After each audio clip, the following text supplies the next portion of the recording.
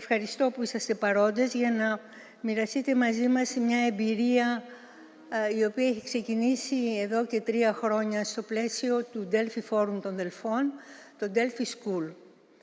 Το Delphi School μετά από 3 χρόνια προσπάθειας πραγματοποιήθηκε στις 20-21 Απριλίου και τα αποτελέσματά τους παρουσιάστηκαν στο Delphi Forum στις 22 Απριλίου και κρίναμε με σκόπιμο αυτή την εμπειρία να την μοιραστούμε σε ένα ευρύτερο κοινό εδώ στο πλαίσιο των 100 χρόνων που γιορτάζουμε φέτος από την ίδρυση της Ακαδημίας και έχω μία σειρά εκδηλώσεων γιατί ο πρόεδρος μας, ο κύριος Διαμαντούρος, μας είπε ότι πρέπει να είμαστε εξωστρεφείς.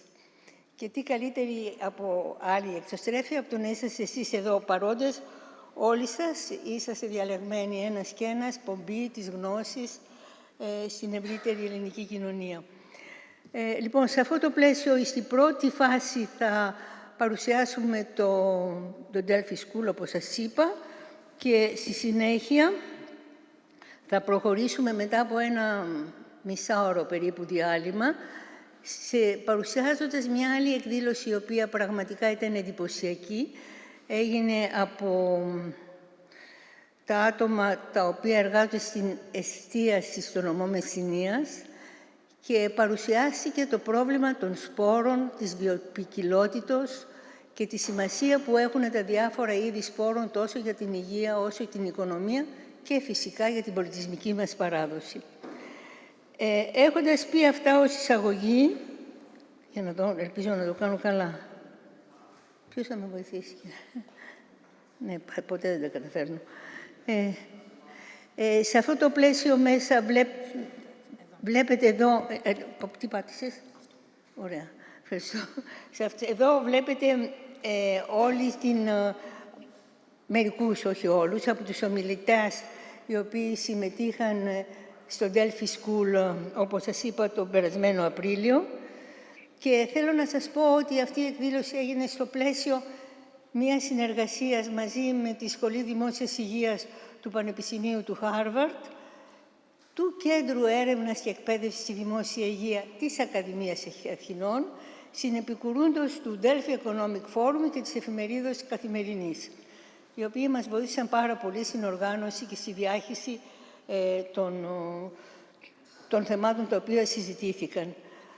Αυτή η συνεργασία με το Πανεπιστήμιο, τη Σχολή Δημόσιας Υγείας του Πανεπιστημίου του Χάρβαρντ έχει αρχίσει εδώ και αρκετά χρόνια και συνεχίζεται και θα συνεχιστεί.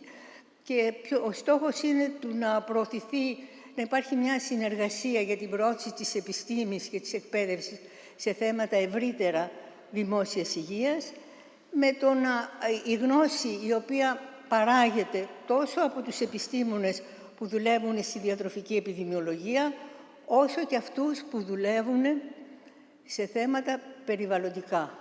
Γιατί τα τελευταία χρόνια η μεσογειακή διατροφή, όπως όλοι ξέρετε, δεν είναι απλώς μία διατροφή υγιεινή, είναι και μία διατροφή βιωματική, είναι και μία διατροφή φιλική στο περιβάλλον.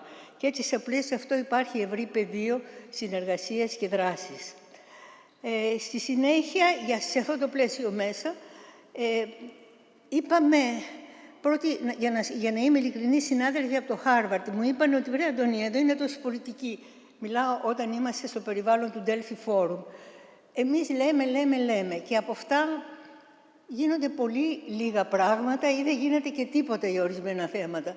Γιατί δεν προσπαθούμε οι δύο κοινότητες των επιστημόνων και η κοινότητα εκείνων οι οποίοι διαμορφώνουν τις πολιτικές αποφάσεις να μην συνομιλήσουμε και να βάλουμε κάτω τα επιστημονικά δεδομένα και να τους πούμε εσείς τι κάνετε για αυτά και αν δεν κάνετε γιατί δεν το κάνετε? Μήπως εμείς δεν είμαστε ρεαλιστές ή μήπως υπάρχουν λύσεις που δεν τις έχουμε σκεφτεί? Έτσι ξεκίνησε το Delphi School, το οποίο είναι και στο πλαίσιο αυτό είπαμε το πρώτο Delphi School να ασχοληθεί με 4 θεματικές ενότητες. Το Nuclear Power Energy, το Climate Change and Environmental Factors Related to Health and Aging, το άλλο Fish Farming and Agricultural Prospects, Impact and Controversies και το τελευταίο Healthy Aging, diet and physical activity. Ομπρέλα στον τίτλο όλων αυτών είναι το healthy aging, γιατί όλα συμβάλλουν στο να προσθέτουμε ζωή στα χρόνια και όχι χρόνια σε μια ζωή ανήμπορη, να γεννάμε όμορφα. Αυτό ήταν ο τελικός σκοπός και από πλευράς της Δημόσιας Υγείας. Έχοντας πει όλα αυτά, είμαι ευγνώμων για τον καθηγητή κύριο Κουτράκη, ο οποίος είναι διευθυντής του Τμήματος Επιδημιολογίας στο Πανεπιστήμιο του Χάρβαρντ, για την ομότιμη καθηγήτρια στο ΕΚΠΑ, στην Ιατρική Σχολή Αθηνών, και τώρα καθηγήτρια στο Imperial College, η κυρία Κλέα και φυσικά και για το δόκτωρα Γουίλετ, ο οποίος είναι ξένος εταίρος στην Ακαδημία Αθηνών. Είναι δηλαδή μέλος της Ακαδημίας Αθηνών ο κύριος Γουίλετ πλέον και έχει συνεισφέρει, και το ξέρετε πάρα πολλοί από εσάς. Μερικοί από εσάς είχαν και την τύχη να είναι μαθητές του στη Βοστόνη. Είναι πάντα παρόν από χρόνια, όχι μόνο σε θέματα διατροφής, αλλά γενικότερα είναι ένας πολύ καλός φίλος της Ελλάδος και φυσικά έχει και πολλούς φίλους στην Ελλάδα.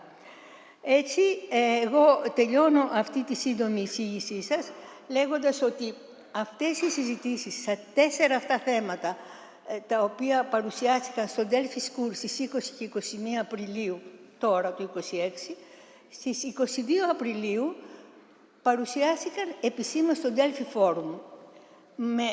Εδώ είναι μία εικόνα από την ώρα αυτής της παρουσίασης, η οποία παρουσίαση έχει όλη βιντεοσκοπηθεί και την οποία μπορείτε να τη βρείτε στο ίντερνετ. Αυτό το οποίο κάνουμε εμείς σήμερα, επαναλαμβάνουμε κατά κάποιο τρόπο πιο διευρυμένοι και έχουν την καλοσύνη. Ο κύριος Κουτράκης έχει συνδεθεί από τη Χιλή. Είναι στη Χιλή για ένα πρόγραμμα ερευνητικό γύρω με το περιβάλλον που κάνει για την πυρηνική ενέργεια, νομίζω. Η κυρία Κατσουγιάννη στο Imperial College. Ο κύριος Γουίλετ νομίζω ότι είναι στη Βοστόνη. Τη συζήτηση τότε τη διεύθυνε ο έγκριτος δημοσιογράφος ο κύριος Κωνσταντάρας της Καθημερινής, ο οποίος μάλιστα έχει γράψει και ένα αξιόλογο άρθρο για αυτή την εκδήλωση στην Καθημερινή και το οποίο και αυτό είναι διαθέσιμο στο site του κέντρου μας και μπορείτε να το διαβάσετε. Έχοντας πει όλα αυτά, όλοι θα μας παρουσιάσουν με τη σειρά η οποία είναι στο πρόγραμμα τα αποτελέσματα αυτού του Delphi School, στο οποίο υπήρχαν και συμμετείχαν επιστήμονες καταρχήν, οι οποίες είχαν πολλές φορές και αντικρουόμενες απόψεις και συζήτησαν και πολλές φορές οι συζητήσεις ήταν και έντονες, αλλά στο τέλος τα βρήκανε και κατέληξαν με αυτά που θα σας παρουσιάσουμε σήμερα. Και αυτός είναι ο στόχος του Delphi School. Η επιστήμη να λαμβάνεται υπόψη όταν γίνεται χάραξη πολιτικής, επαγαθό όλων μας. Σε αυτό το πλαίσιο εγώ σταματώ και προχωρούμε με τον κύριο Κουτράκη, η κυρία Χατζικέλη. Και στο τέλος κάθε συνεδρίας, κάθε παρουσίασης, θα υπάρχει ένα 5 λεπτό ερωτήσεων, οι οποίες αυτές οι ερωτήσεις θέλετε να εξηγήσετε, παρακαλώ. Μπορούμε να προβάλλουμε το QR code.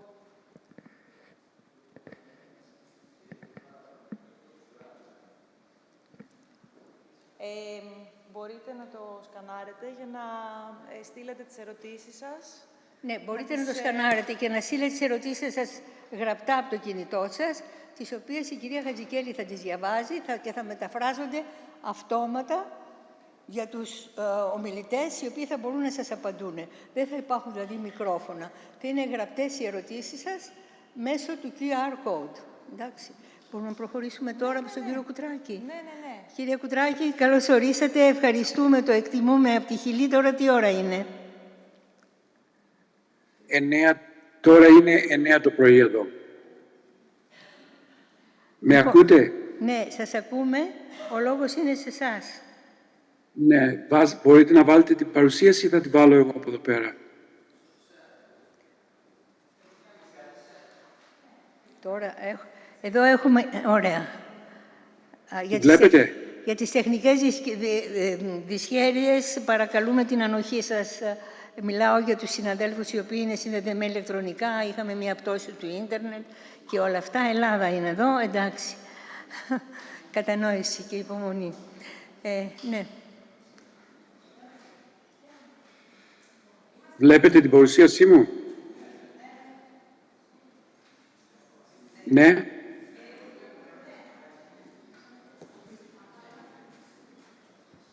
Να αρχίσω. Κύριε Κουτράκη, μπορείτε να ξεκινήσετε. Ευχαριστώ πολύ. Λοιπόν, καλημέρα σας από τη Χιλή. Δυστυχώς δεν μπορώ να είμαι εκεί πέρα μαζί σας, αλλά η τεχνολογία μας επιτρέπει να επικοινωνούμε όσο είναι δυνατόν.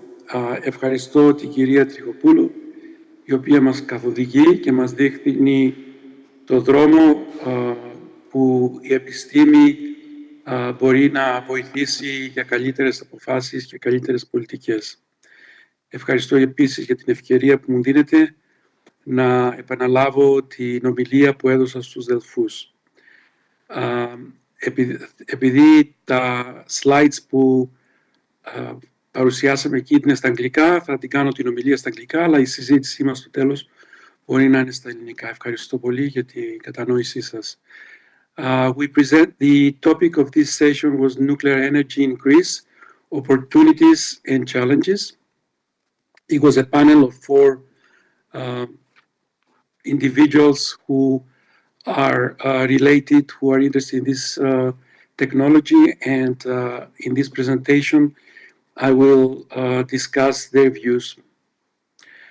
And finally, the conclusions of the session. So, nuclear energy is back, is what we call the nuclear energy renaissance. There is a lot of excitement by some people, but also there is a great deal of concern by others. The reason we are thinking about nuclear energy is because there is energy security concerns, and we are all witnessing the wars that they have linked to oil production and distribution. There are also concerns about climate change. Use of fossil fuels increases carbon dioxide emissions that affect climate. And also there is an increasing need for energy. According to United Nations projections, our population, the global population, will reach 10 billion by 2050. Many countries in many developing countries, they will dramatically increase their energy needs. So population growth, better standards for citizens from developing countries, use of digital economy, data centers, all these reasons will drive the energy needs for the years to come. So many believe that nuclear energy can be the solution of this problem, but the question is at what environmental health and ecological impacts. And also there are concerns about economic and feasibility.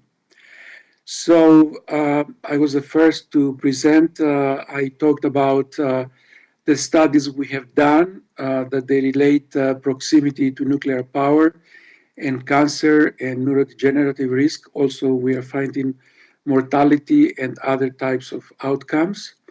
And I argued that the risks of nuclear energy are systematically ignored, and what we really believe about nuclear energy, is that it's okay until there is an accident. However, we believe there are many issues which are related to nuclear energy, production, enrichment of uranium, transportation, use of the nuclear fuel, and waste management, which are all of them, they have ecological impacts, and they are not part of the accidents that we have experienced in Chernobyl and Fukushima and other probably accidents that we might not know. So we just published in Nature Communications in January a paper. We study mortality due to cancer in United States between 2000 and 2018. And we included all nuclear power plants in the United States, about 100 plus nuclear reactors. And what we found is that the risk for dying from cancer increases as you live closer to a nuclear power plant. The risk can reach up to 20%. And you can see here on the left, we have the blue is for men and the red for women by age group. And for you can see the steep increase of relative risk as the distance from a nuclear power plant increases. And the top also you see the cumulative population of United States. The population is about 350 million people, but what we find is that about 25% of the US population lives within 50 kilometers from a nuclear power plant. Coordination of the session, there is a strong push for nuclear expansion, as I mentioned, but also there are concerns about health effects. And as I said earlier, these effects are absent from the discussions and they need to be incorporated to decision-making process.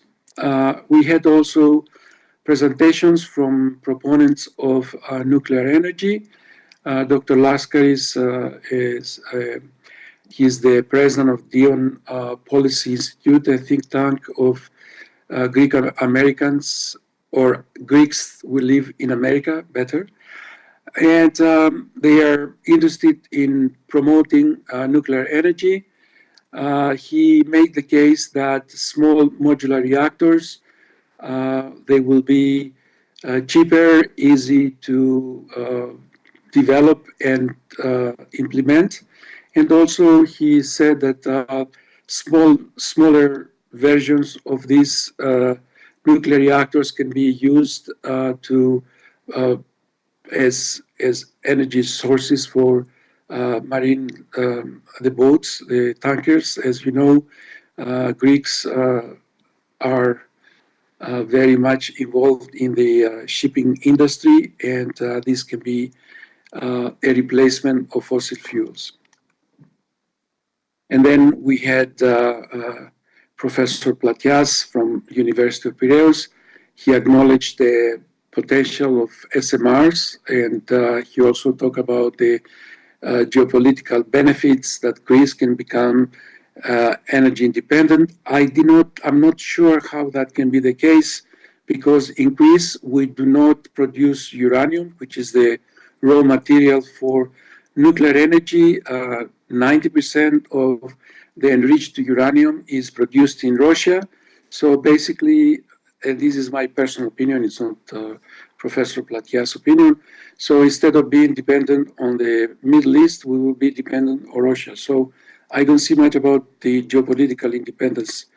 Highlighted the obstacles of high cost of nuclear energy, the waste management issues which still exist, not only in United States, which is the country that started first and still has a problem of waste management. And also he mentioned the regulatory caps that, of course, they are not laws and they are not norms for establishing this technology in Greece. We had also Dr. Blasopoulos, he's the president of Athlos Energy. He urged to engage with the nuclear renaissance in Greece, pointing to the AI-driven energy demand. But I don't think it's just AI. It is as I mentioned before, population growth, modernization of developing countries, etc. So definitely there is a great energy demand. Noted energy is not a prerequisite for any country. And he also mentioned that more people in Greece, according to polls, they are open to the use of nuclear energy. So And then we had Dr. Joseph Rome from University of Pennsylvania. He was a former Assistant Secretary of Energy during the Obama administration, a very knows very well this industry, and he strongly disagreed about the optimism about nuclear energy. He mentioned that costs have risen 3 to 7 times, and this is based on real-world projects in the United States that started with budgets of 15 billion, end up with 45 billion, and eventually these overruns, they were covered by consumers even before an electron was produced. For instance, in Atlanta, Georgia, a power plant was built, and they start charging the consumers 10 years before they started producing electricity. So this kind of optimism that the cost of nuclear energy will be low, it's kind of questionable. And he showed a study by the McKinsey company, is a prominent energy company in United States, that showed the cost of the small modular reactors in 2030. People believe that these are now expensive, but if we produce thousands of them, they will be cheaper. And what he shows here, that the costs per megawatt hour are over $150 for the small modular reactors, conventional nuclear, about 130, and then natural gas, 120, offshore wind, 50, and solar energy, less than 50, and even if you combine it with batteries, can be very cost effective. So it's the market is going to drive us, without additional regulations and subsidies. The combination of power, wind, and solar and battery storage. The batteries are getting very cheap right now. This can really be the way to grow to address our energy needs. And also he presented a chart that shows the new developments in electric generating capacity in the United States. The early 2000s, most came from natural gas. There is an abundance of fracking in the United States, but the last 10, 15 years, much of the increase in electricity capacity came from wind and battery. In Greece, we're doing very well. 30% of the electricity now in Greece is produced by solar and wind. So our recommendations is that we need to make health assessments part of the discussion. We need the national position of Greece on nuclear energy that is informed by science, that takes into account geopolitical factors. And we have a public debate in Greece. I hope this Delphi School, Delphi Forum, was just like the beginning of discussions that include people from both sides. There are strong feelings, and I think this discussion can be very healthy, so the public and the policymakers understand the advantages and disadvantages. We need to explicitly address water use, which is going to be a major challenge in the future. Waste that we really don't have any solution what to do, the nuclear waste that can stay alive and radiating for hundreds of years.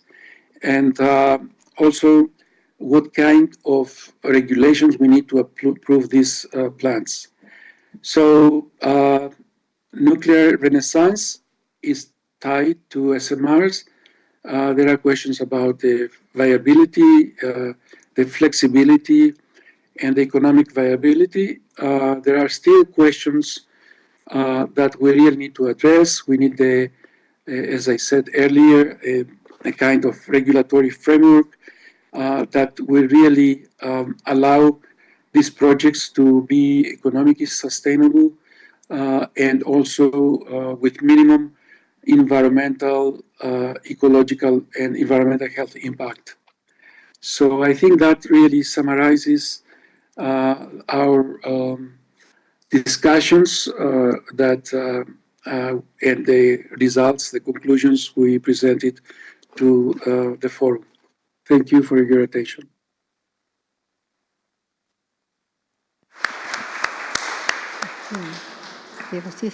Ευχαριστούμε πάρα πολύ, Dr. Willett, για μια ακόμη φορά. Μόνο σας παρακαλούμε να περιμένετε λίγο ακόμα αυτή την ακατάλληλη ώρα από στη Χιλή για να ακολουθήσει και η δεύτερη παρουσίασή σας που αφορά τις θαλασσοκαλλιέργειες και τις ιχθυοκαλλιέργειες. Και τώρα περνάμε στις ερωτήσεις. Υπάρχουν ερωτήσεις? Δεν υπάρχουν ερωτήσεις?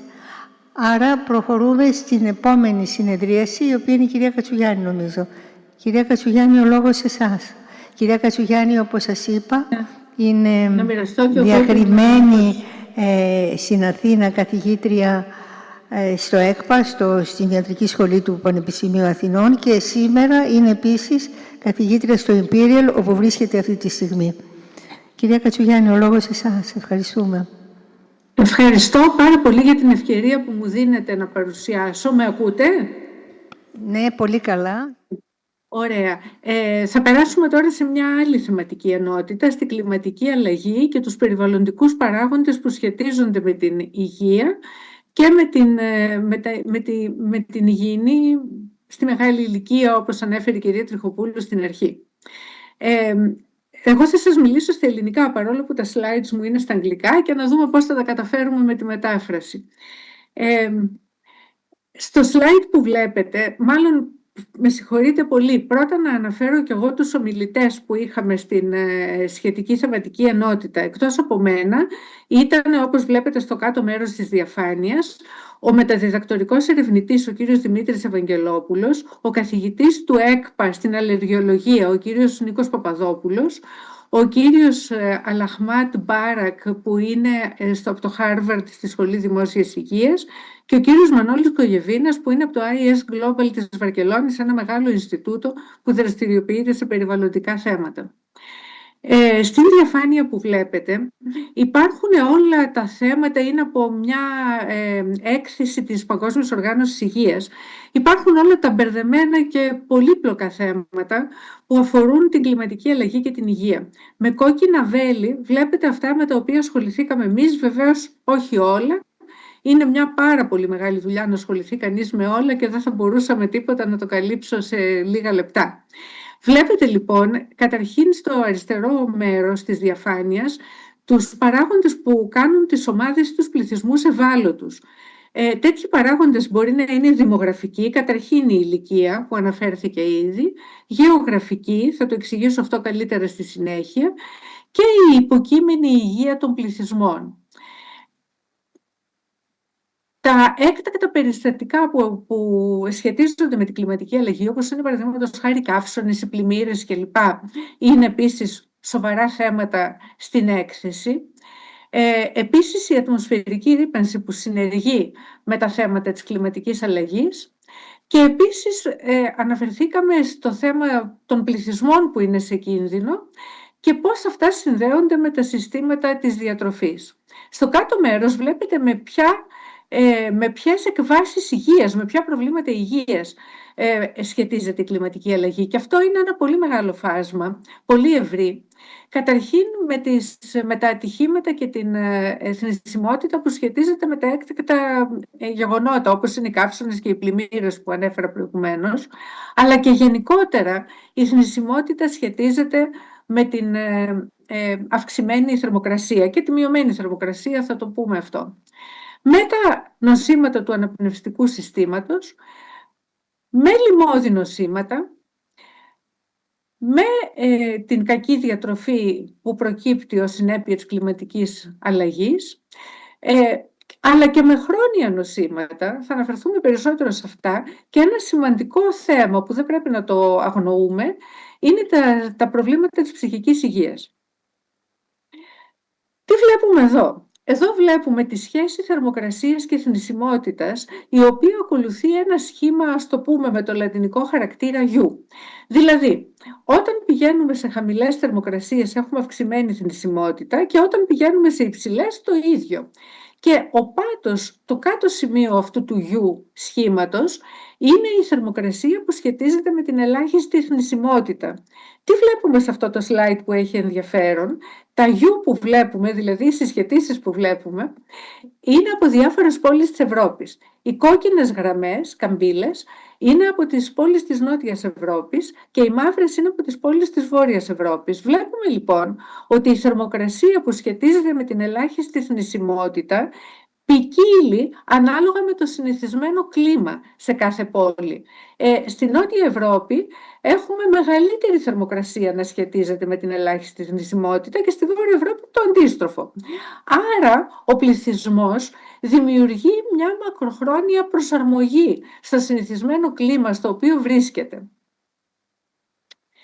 Εδώ βλέπετε ένα slide που δείχνει την επίδραση των καυσώνων. Οι καύσωνες είναι έκτακτα περιστατικά με πολύ μεγάλη επίδραση στη δημόσια υγεία. Στο αριστερό μέρος βλέπετε την θνησιμότητα, την ημερήσια θνησιμότητα, μία πενταετία της δεκαετίας του 1980.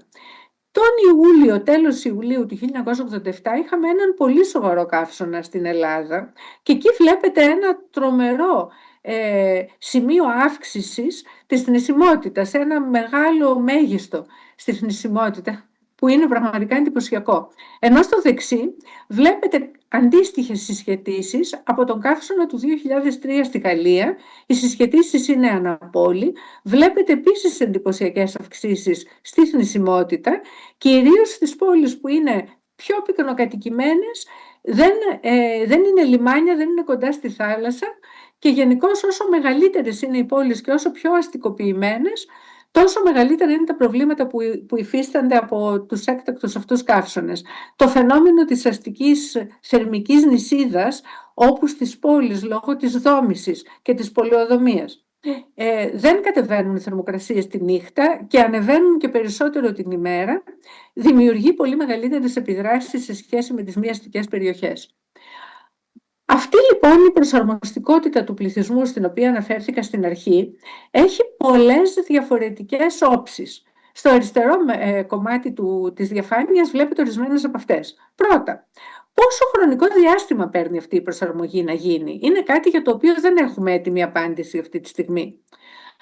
Μετά, πόσο μεγάλη είναι αυτή η προσαρμογή? Δηλαδή, τι πρέπει να χρησιμοποιούμε για να εκτιμήσουμε τις μελλοντικές επιδράσεις κλιματικής αλλαγής που περιμένουμε να έχουμε?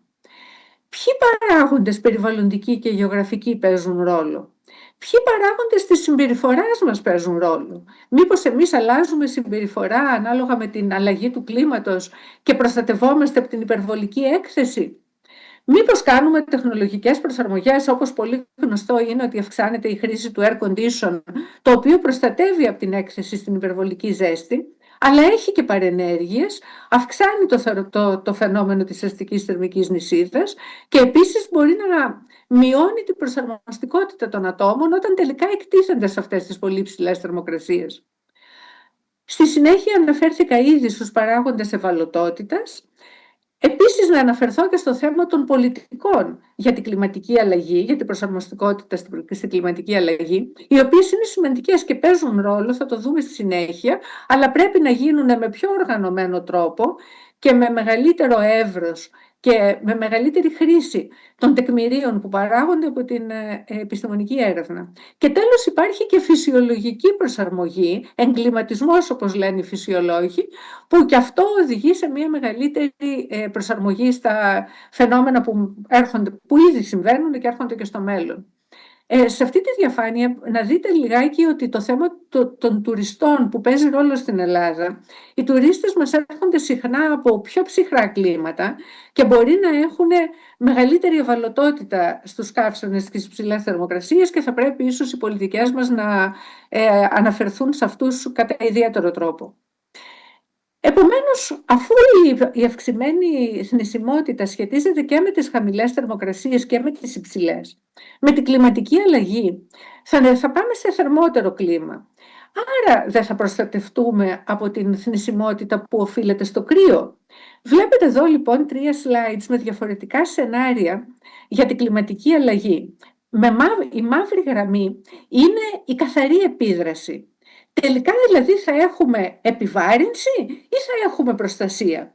Βλέπετε λοιπόν ότι βασικά θα έχουμε επιβάρυνση, γιατί βλέπετε τη μαύρη γραμμή που είναι αφού αφαιρέσουμε την προστασία από το λιγότερο κρύο, και μάλιστα με το χειρότερο σενάριο, το δεξί, έχουμε αρκετά μεγάλη επιβάρυνση τελικά και δεν έχουμε προστασία από αυτή την αλλαγή στη θερμοκρασία. Και ειδικότερα σε αυτό το slide βλέπετε ότι βασικά αυτή η επιβάρυνση είναι σημαντικότερη στη Νότια Ευρώπη. Βλέπετε δηλαδή εδώ κατά περιοχές της Ευρώπης. Η Δυτική, η Ανατολική, η Βόρεια Ευρώπη ειδικότερα δεν θα έχει τόσο μεγάλο πρόβλημα, αλλά η Νότια Ευρώπη θα έχει επιβάρυνση. Προβλέπεται το 2050 με 54 46 θανάτους επιπλέον ανά 100.000 άτομα ετησίως να είναι η καθαρή επιβάρυνση, και το 2095 με 99 178 θανάτους ανά 100.000 κατοίκους.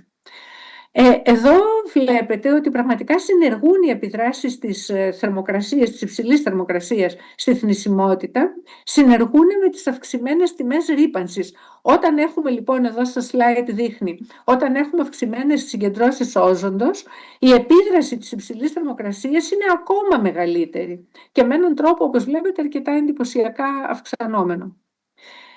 Ένας ομιλητής μας, ο κ. Παπαδόπουλος από το Πανεπιστήμιο Αθηνών, αναφέρθηκε σε έναν μηχανισμό με τον οποίο η αυξημένη θερμοκρασία βλάπτει την υγεία και αναφέρθηκε στην αλλαγή του μικροβιώματος.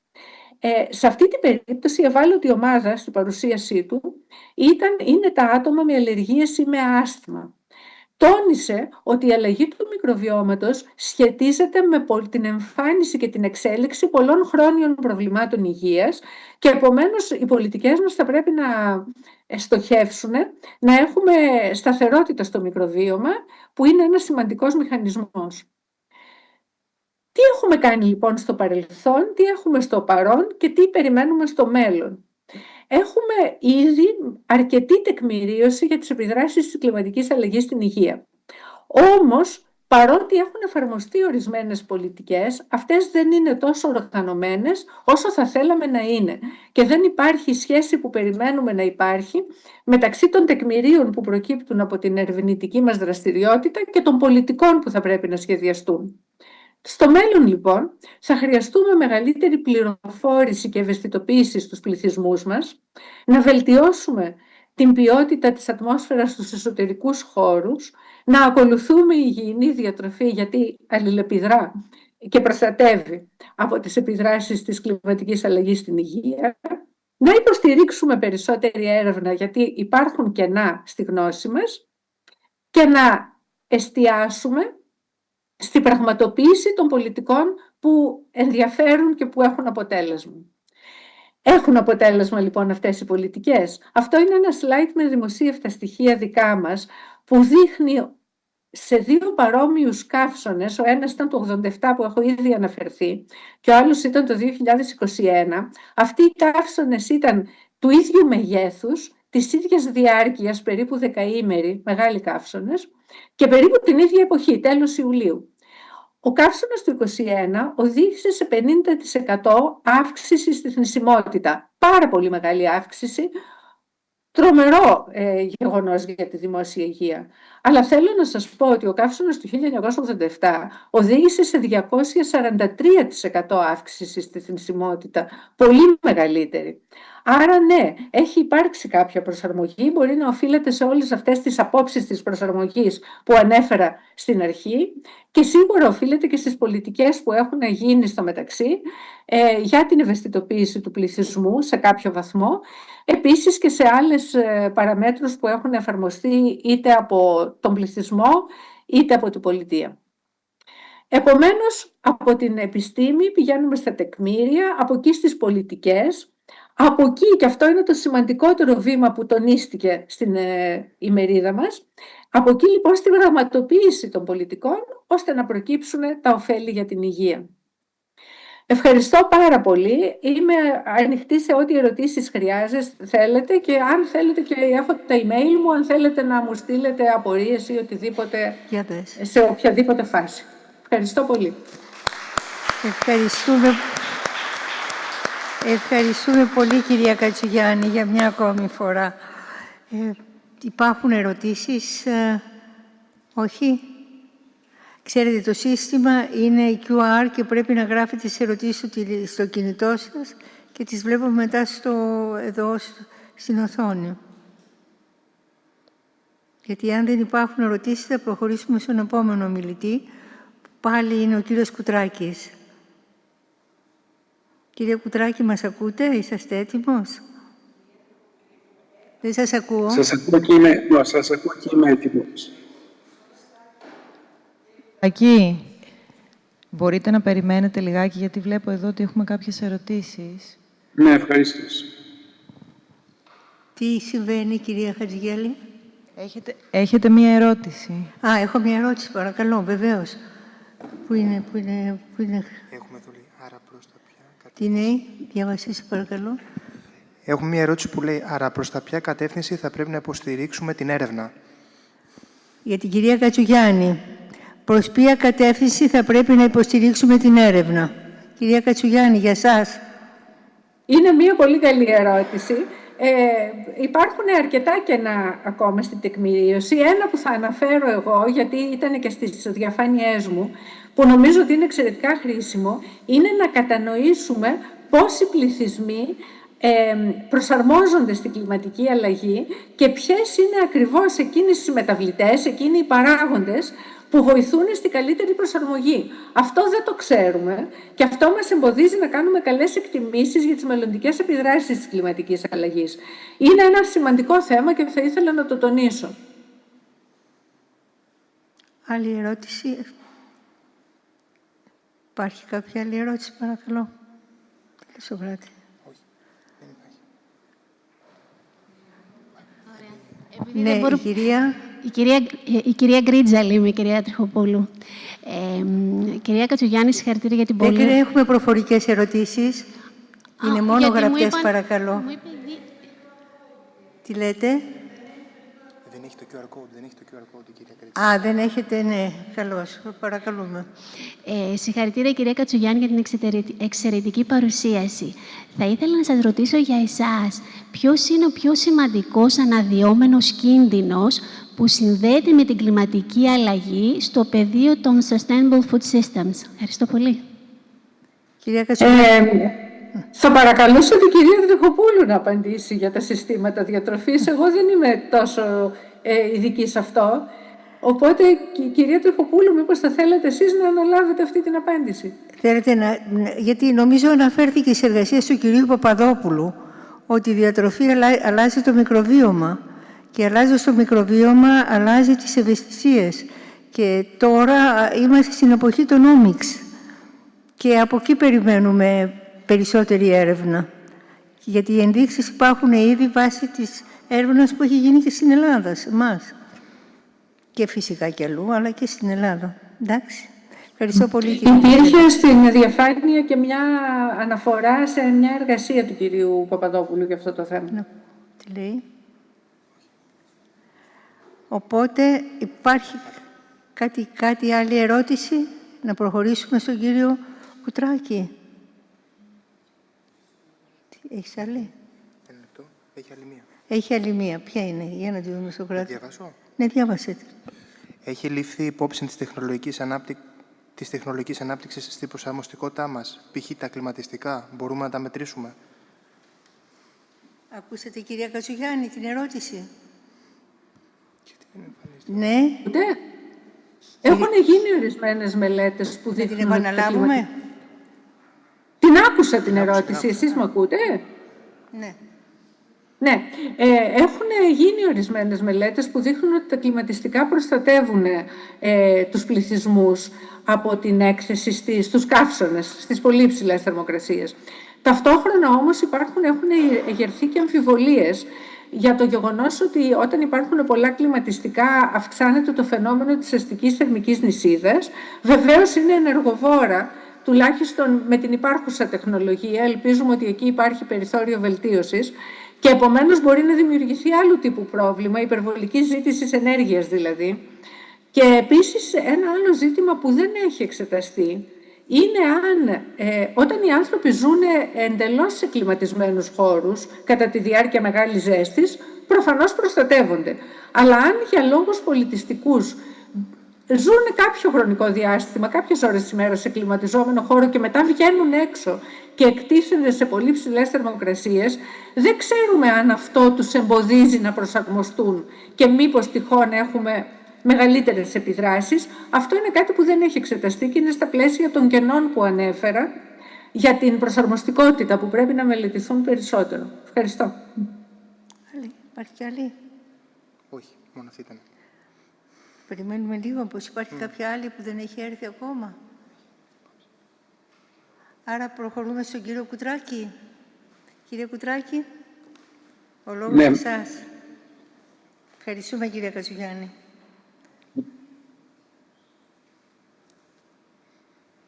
Με ακούτε?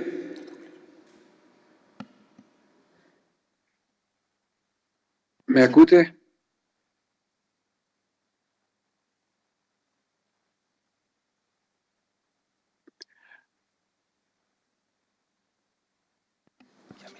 Κύριε Κουτράκη, μας ακούτε? Ναι, σας ακούω. Εμείς σας ακούμε. Ναι, αλλά δυστυχώς δεν βλέπω την... Δεν βλέπετε τη διαφάνεια? Ναι, την Εμείς τη παρουσίαση. βλέπουμε. Marine Aquaculture in Greece. Benefits, risk and policy options. Yes, the problem is that I don't have control of the...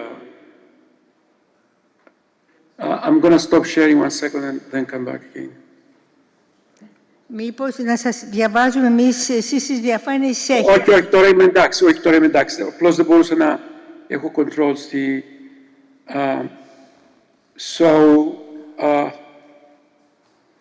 Το επόμενο θέμα που συζητήσαμε ήταν οι ιχθυοκαλλιέργειες στην Ελλάδα. Ο τίτλος ήταν Marine Aquaculture in Greece, Benefits, Risks and Policy Options.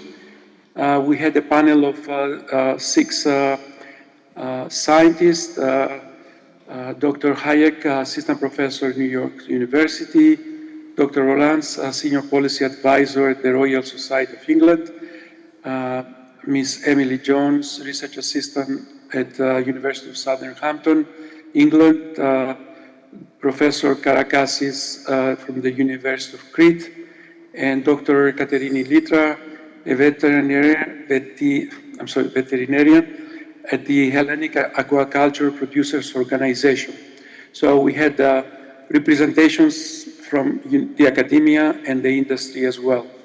So as most of you know, Greece is the largest EU producer of farmed marine fish, mainly sea bass and sea bream.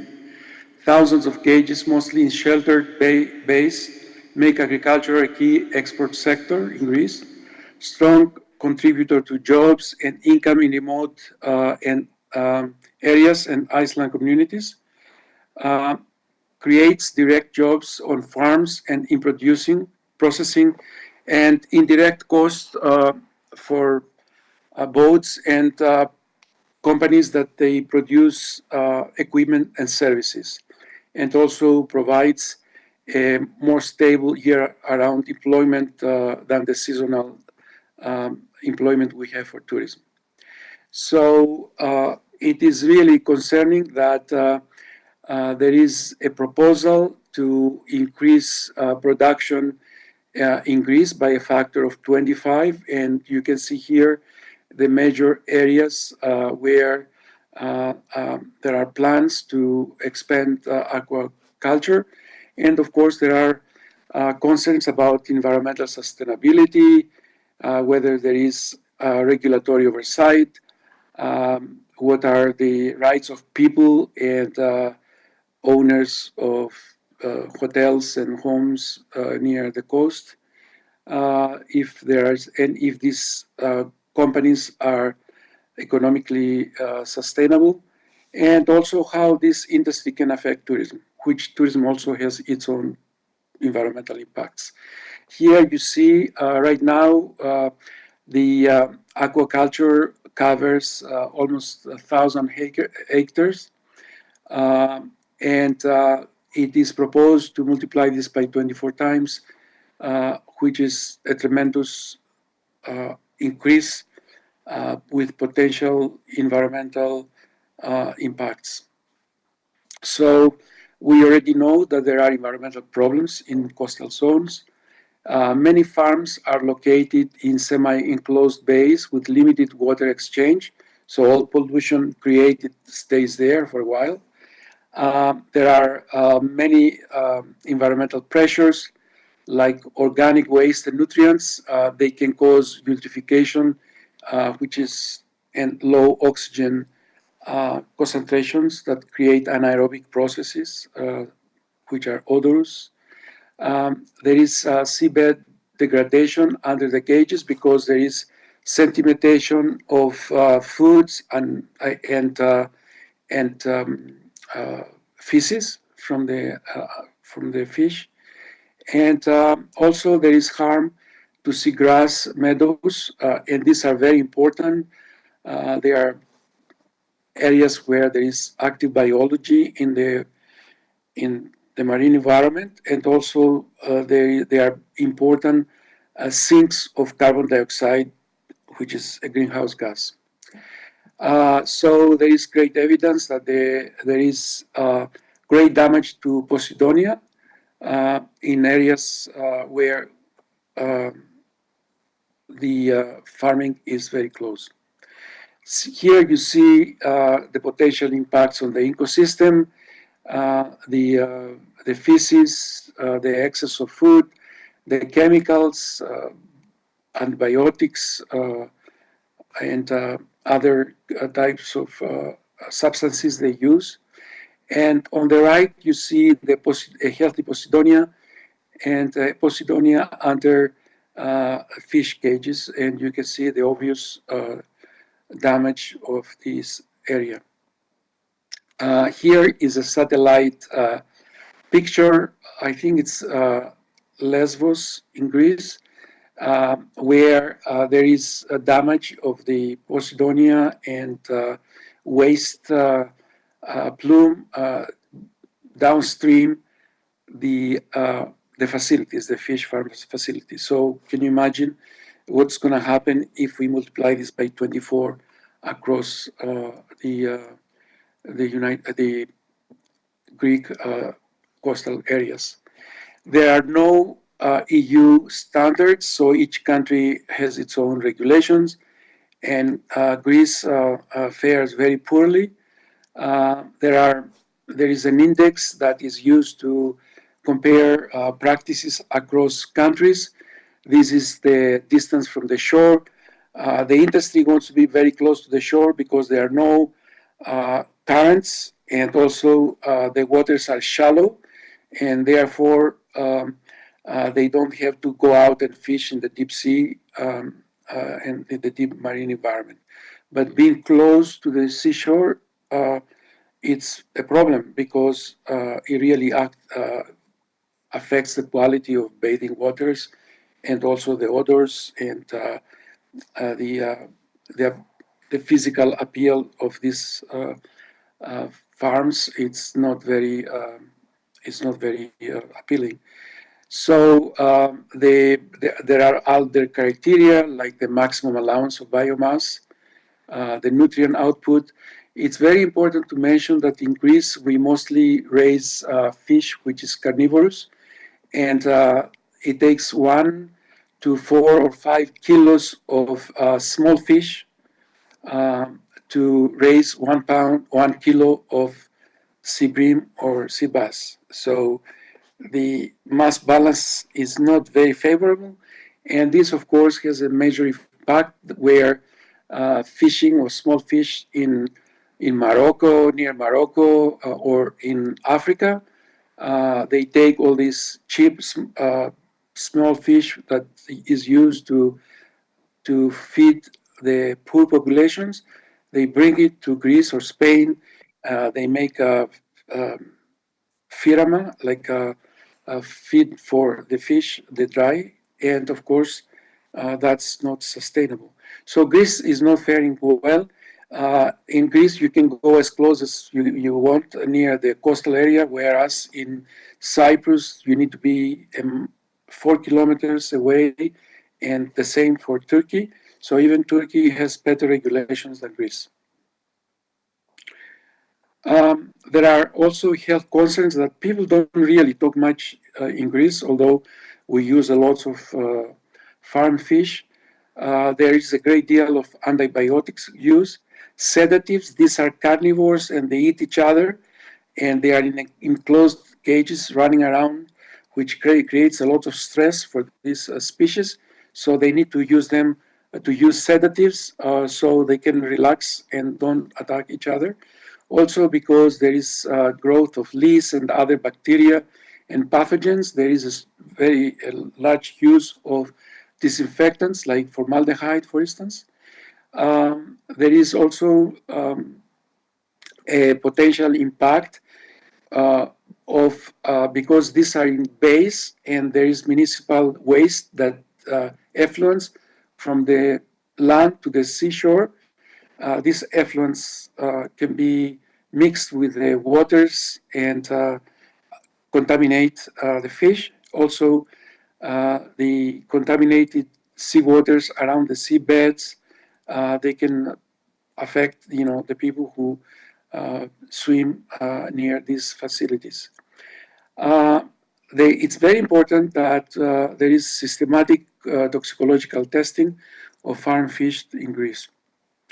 Recommendations, the farms must move farther from offshore, from the shore, and also they need to be placed far from the Posidonia, at least 900 meters, because otherwise they can have a serious impact.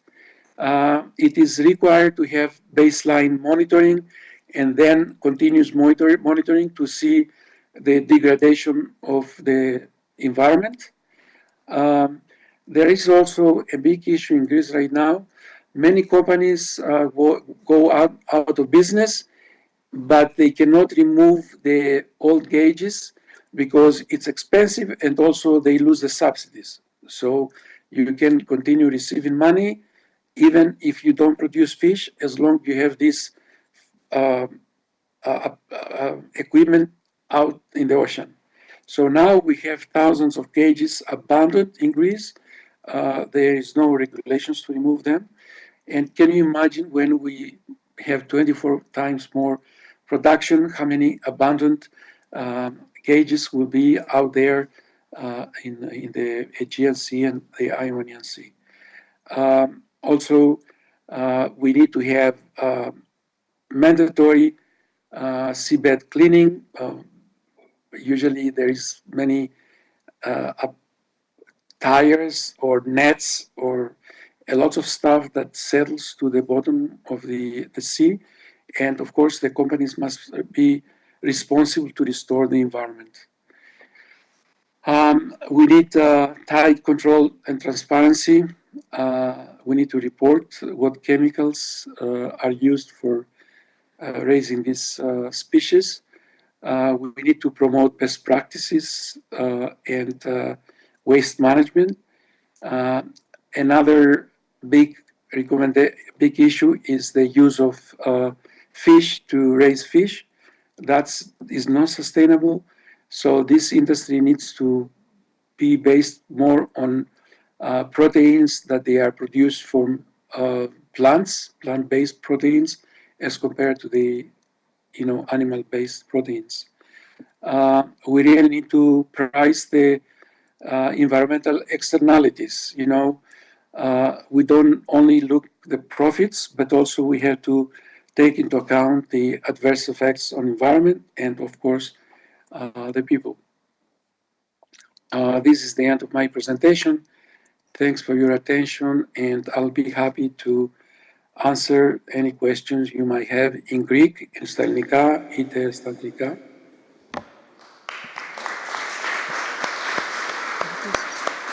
Ευχαριστούμε για μια ακόμη φορά, κύριε Κουτράκη, για τα τόσα ενδιαφέροντα που μας είπατε. Τώρα θα δούμε αν υπάρχουν ερωτήσεις. Σας παρακαλούμε να μείνετε συνδεδεμένος για λίγο ακόμη. Έχουμε. Υπάρχει κάποια ερώτηση το ακροατήριο? Οπότε μπορούμε να προχωρήσουμε στη τελευταία παρουσία. Γιατί έχω ένα άλλο meeting, πρέπει να φύγω. Θα σας αφήσω. Δεν χρειάζεται άλλο, έτσι. Να πάτε στο καλό και καλή συνέχεια στις προσπάθειες σας στη Χιλή. Ευχαριστούμε πολύ, κύριε καθηγητά. Ευχαριστώ πολύ. Να είστε καλά.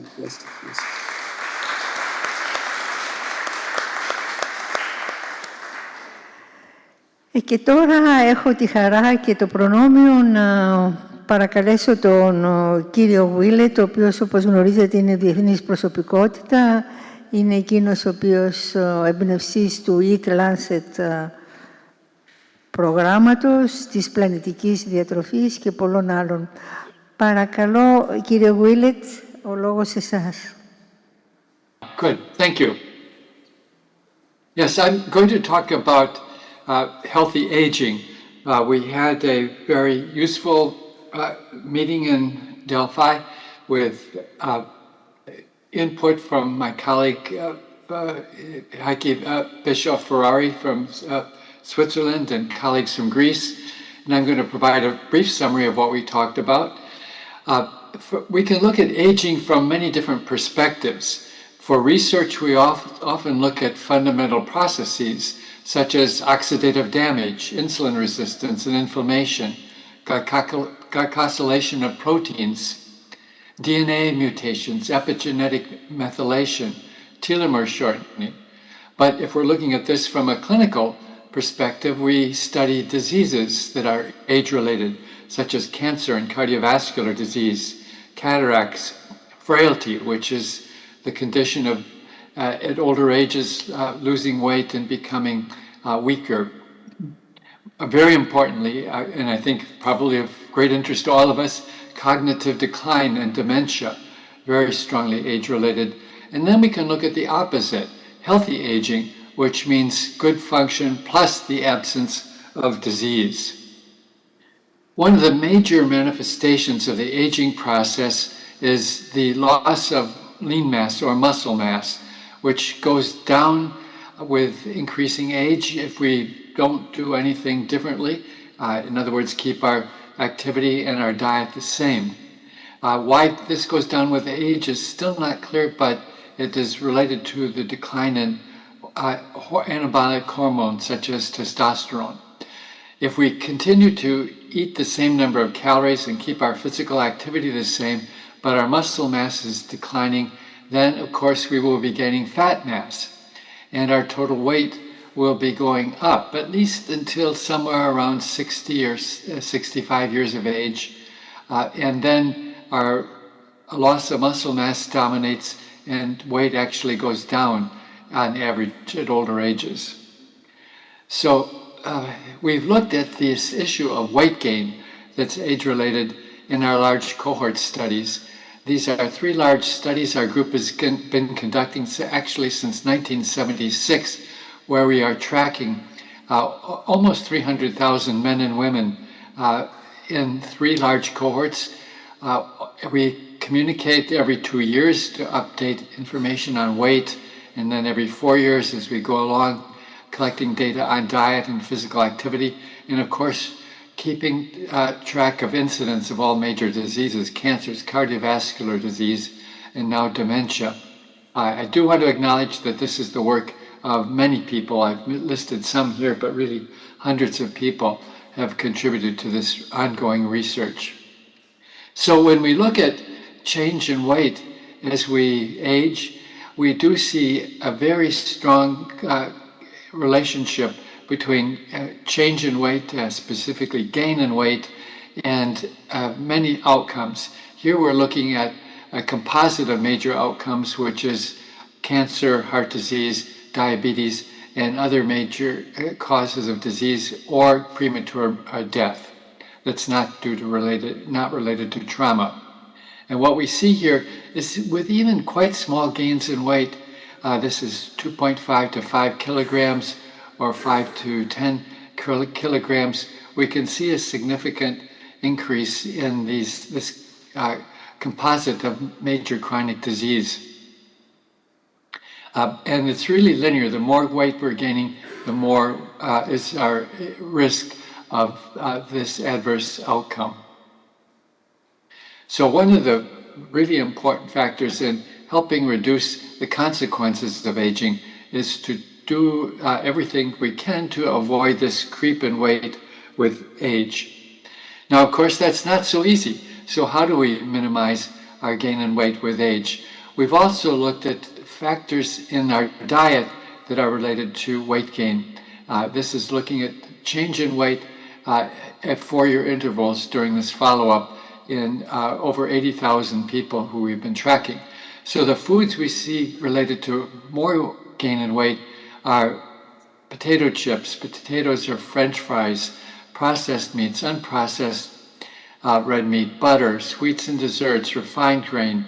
Then we start to see foods that are related to less weight gain, such as vegetables, nuts, whole grains, fruits, and yogurt. And beverages that we consume are extremely important. And by far the worst is our sugar-sweetened beverages. And this is partly because so many people consume many servings of sugar-sweetened beverages every day. So it's interesting that when we look at the foods that are related to less weight gain, we see what is really a description of the Mediterranean diet. And of course, the traditional Mediterranean diet is probably familiar to everybody in the room there in Athens today. This happens to be a meal prepared by Professor Trichopoulos and her assistants. And of course, this is a lot of vegetables, healthy fats, whole grain forms of grain, vegetables consumed in many ways, and with fruit there at the end of the meal. And if one would like it, some healthy protein sources such as modest amounts of fish or plant sources of protein such as nuts or legumes. And of course, the good thing about this healthy diet is that it's also very delicious. But from what we've learned, we can see that healthy diets can be put together with the foods and flavors of culture from all around the world. This is an example of a healthy traditional Vietnamese diet. Lots of vegetables, really an amazing amount. And their protein sources are often plant sources. This is tofu, for example. The one little change we made was that instead of white rice, it should be whole grain rice or brown rice, and fruit, of course, with small serving of seafood optionally. So a healthy diet is very important for helping us to control our weight. And we can see with increasing change toward a healthier dietary pattern, less weight gain, but also physical activity is extremely important as well. And this should include both active activity like walking and running, or tennis or games, sports like that, but also resistance training, because that is especially important in maintaining our muscle mass. This is like weights or using resistance bands. And if we see that we combine healthy dietary pattern with physical activity on a regular basis, then our gain in weight can be really quite minimal. To turn to the issue of cognitive function, this is very closely related to aging, but what we've realized in research over the past really just 10 or 15 years, that we can do much to delay our decline in cognitive function.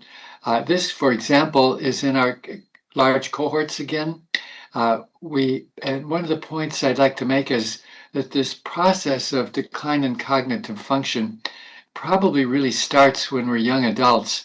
For example, we were studying health professionals, and by definition, they had to have good cognitive function. They had to pass admission exams and board exams to be active health professionals. But really, the processes underlying dementia almost surely start quite soon after this time. So in our studies, we've collected data on diet and physical activity, other risk factors like smoking and change in weight repeatedly over decades. And then later in time, we've assessed cognitive function. And so we've been able to look at diet during this period of when people were generally healthy and before there was any evidence of cognitive dysfunction, and then look at that in relation to how well their cognitive function was later in life. And the most consistent pattern that has emerged during our study, and really now many other studies, has been that the Mediterranean dietary pattern does seem to be strongly beneficial for preventing cognitive dysfunction and dementia later in life. And we've been able to look at even what people were eating 20 to 25 years before we assessed the cognitive function, that this diet was related to better function later in life. We're digging more deeply down into what is it about the Mediterranean diet that's beneficial. As you might expect, many factors seem to be contributing. Consumption of seafood seems to be beneficial, but also, most importantly, seems to be the fruit and vegetable area. And again, we're digging down more deeply to look at what types of vegetables, what is it in fruits and vegetables that's important. And we are getting some important clues, but the main message here is that a healthy dietary pattern can be an important contributor to delaying cognitive decline. We've also then looked at factors that are related to healthy life expectancy. This is looking at the positive side of healthy aging. And here we've looked at 5 different risk factors, or 5 different preventive factors, looking at it from a positive perspective. And that would be good diet, regular physical activity, gaining minimal amounts of weight, and then avoiding smoking and avoiding heavy alcohol consumption. And what we see is that if we adopt all 5 of those healthy behaviors, people on average had 10 more years of life expectancy compared to people with none of those behaviors. And it's a stepwise pattern. If you can adopt 2 or 3, that's better than none. But of course, best is to adopt all of these healthy behaviors. What was different about this study, we also looked at healthy years, in other words, years without cancer, cardiovascular disease, or type 2 diabetes. Those are the yellow bars here. And then unhealthy years with cancer or cardiovascular disease or diabetes. And the good finding was here that all of the gain was in the healthy years. There was no increase in the unhealthy years. That would be something we would not want, just to spend more time in a nursing home or in other institutions with serious illness. This is the pattern in women, and also men actually have on average somewhat less life expectancy, but still almost 10 years gain in healthy life expectancy with no gain in unhealthy life expectancy. In a more recent analysis, we've also looked globally at how many premature deaths we could avoid by adopting what we called a planetary health diet, which includes a Mediterranean type diet, but which also could include healthy diets from around the world. And there we found that if we look globally, we could prevent about 31%, about 27% of adult deaths, premature deaths annually.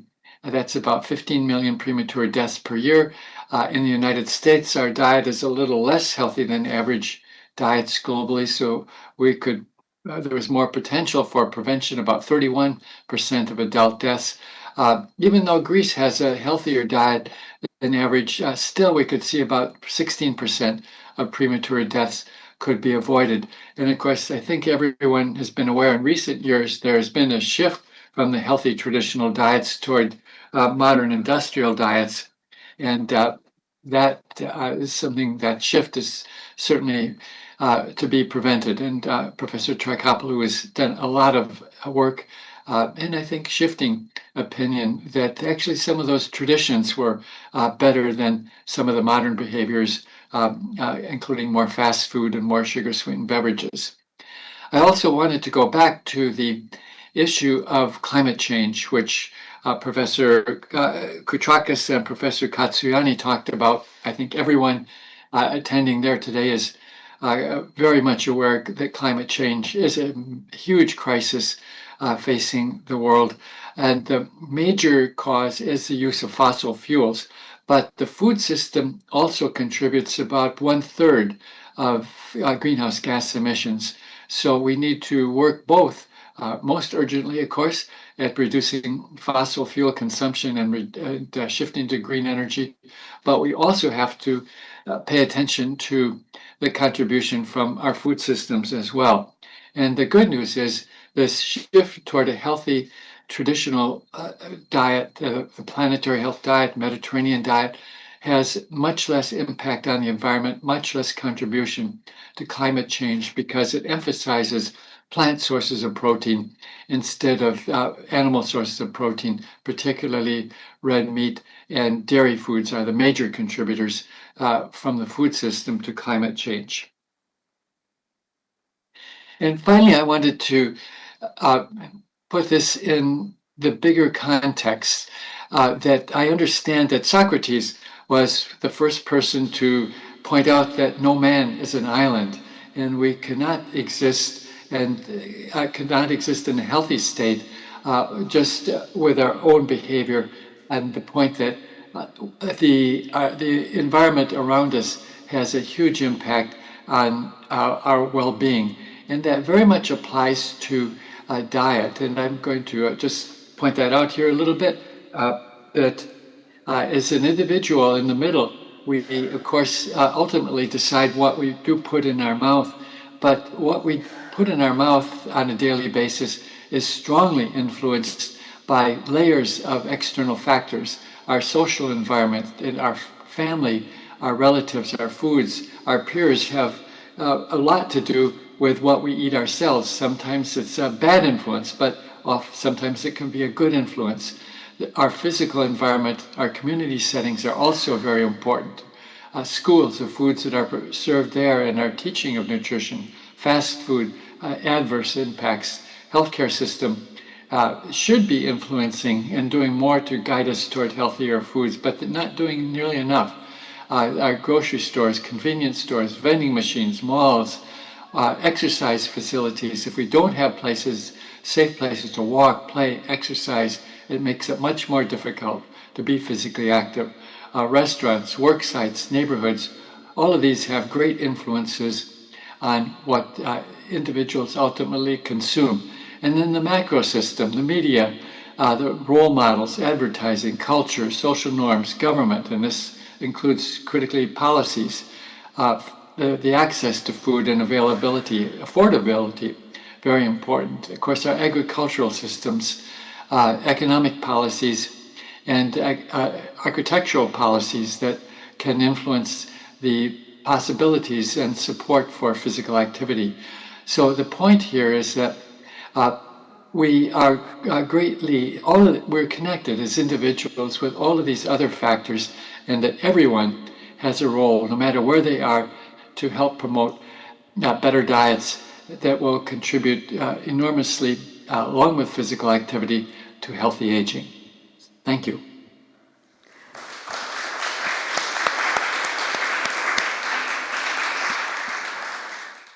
Ευχαριστούμε πολύ, Dr. Willett, και πραγματικά ο καθένας μας έχει ένα ρόλο να παίξει σε όλα αυτά τα θέματα δημόσιας υγείας που συζητήσαμε. Τώρα υπάρχουν ερωτήσεις? Ωραία. Ωραία. Σοκράτη, μπορείς παρακαλώ να τις διαβάσεις? Professor Walter Willett, do you hear me? Yes. Okay. Αγγλικά είναι, αγγλικά. σε αγγλικά. Okay, we have a question for you. Professor Willett, I would kindly ask what is your opinion regarding the new US dietary guidelines that were published recently?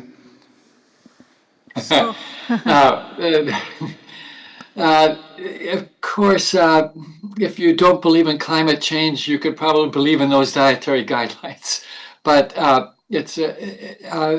there are some good aspects that it did mention reduction in sugar-sweetened beverages and consuming more whole grain foods instead of refined grain foods. But there was a clear emphasis on consuming more unhealthy sources of protein, such as more red meat, more dairy products.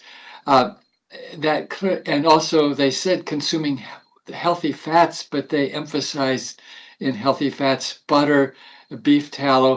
They did mention olive oil and avocado oil, but clearly this emphasis on animal sources of protein and animal fats, butter, cream, and beef tallow, that's completely unsubstantiated by evidence. And in fact, we have massive evidence that those forms of protein is the dominant sources of protein, and definitely those sources of fat are not a healthy way to go.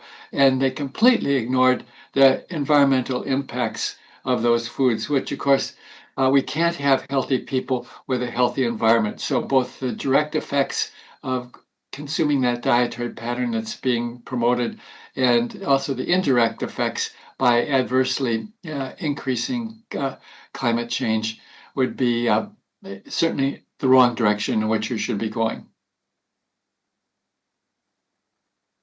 I would just happen to mention that the same people promoting that that pattern that's not scientifically promoted, not scientifically based, are the same people that are discouraging use of vaccines and trying to remove the United States from the World Health Organization just at a time when we need the World Health Organization. We need global collaboration more than ever. Μάλιστα. Thank you very much. Ευχαριστούμε πάρα πολύ. Τώρα έχουμε ακόμα μια άλλη ερώτηση. Ευχαριστούμε πάρα πολύ, Dr. Willett, για τις επισημάνσεις σας. Φτάσαμε στο τέλος της συνεδρίας, κύριοι. Πραγματικά ελπίζω να απολαύσατε όλους τους ομιλητές, τους διακεκριμένους ομιλητές, και εσείς να κρίνετε για τις ευθύνες μας, τις οποίες όλοι μας έχουμε απέναντι στην υγεία και το περιβάλλον. Σας ευχαριστώ πάρα πολύ που είσαστε μαζί μας απόψε. Έχουμε ένα διάλειμμα με ένα καφέ και θα συνεχίσουμε με την επόμενη συνεδρίαση γύρω από τη διατροφή. Ευχαριστώ πολύ. Ευχαριστούμε.